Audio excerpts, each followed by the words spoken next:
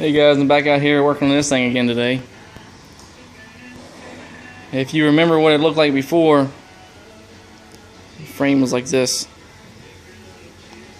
So I put a piece of pipe in there and stretched it out 5 inches, moved the seat back.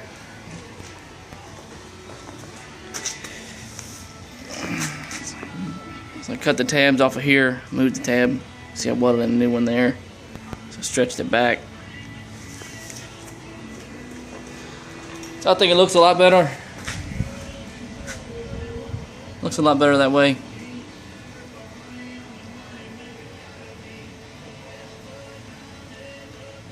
think it came out pretty cool. I had to cut this bracket off of here because when I put the pipe in here, the frame is angled out, so it got wider right here. So I had to cut that bracket so this the rear portion of this frame can actually tip out. I kept the axle shaft in there so that thing wouldn't bend. But a couple hours of work, I got that. I got my engine cleaned up, and the numbers that was on the cover, and it covers, I guess this is a flywheel. The numbers that was on there says this is a 1987 5 horsepower Briggs.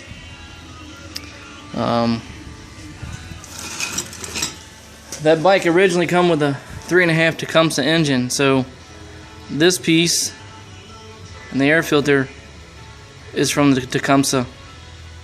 The carburetor, the intake tube, and then the air filter is from the Tecumseh. So somebody rigged up some linkages on here, and to me, what it looks like, I don't have the other piece, but this piece hooks down here, and when I pull the throttle pulls on here and then pushes that over. But you see how it didn't go back, this is the governor, but you see how it didn't go back.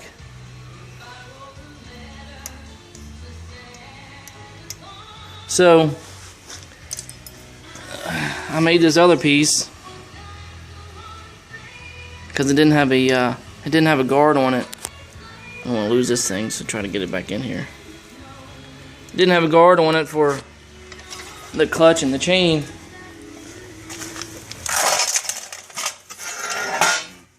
So I made this piece, and it's going to go in here like so. So let me show you on the bike.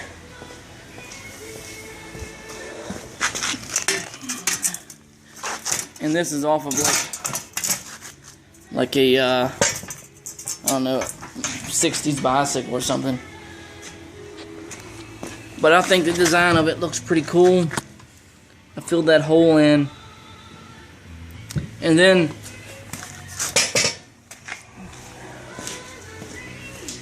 since this governor won't go back, I got a spring that I'm going to hook onto here. You can see I put a hole in it, and I'm going to hook back onto here, so when the throttle hits, that spring will pull this back. So yeah, it'll be on there pretty much like this.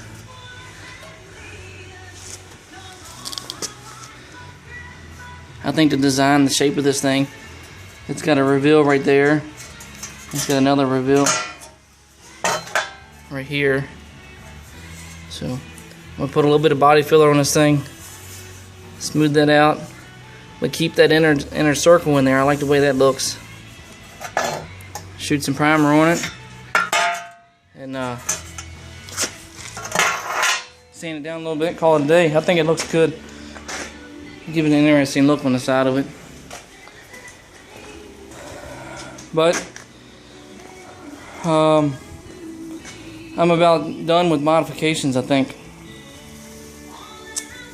And I'm gonna start stripping this yellow off of here. I'm gonna try to put some flake in a paint and let's put something sparkly on it.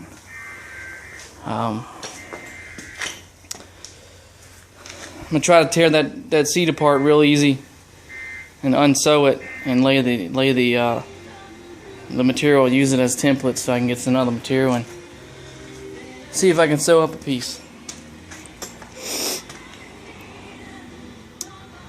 So it's coming. Next step is to strip this thing down and get all the yellow off of it. Put a little bit of body filler on it. Where I had to cut this has got a dent in it.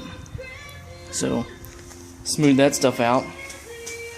Smooth out some of them welds that I did.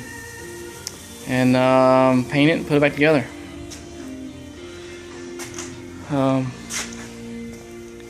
I see that you got there's nice wheels. I need a tube for that one. Like a 10-inch aluminum wheel. I would love to have a 10-inch aluminum wheel in the front of it. Be nice to have it set, but I think I'd pay more for wheels than I got in the whole piece. So for now, I'm going to repaint these. I'll probably paint them black. Paint this engine black.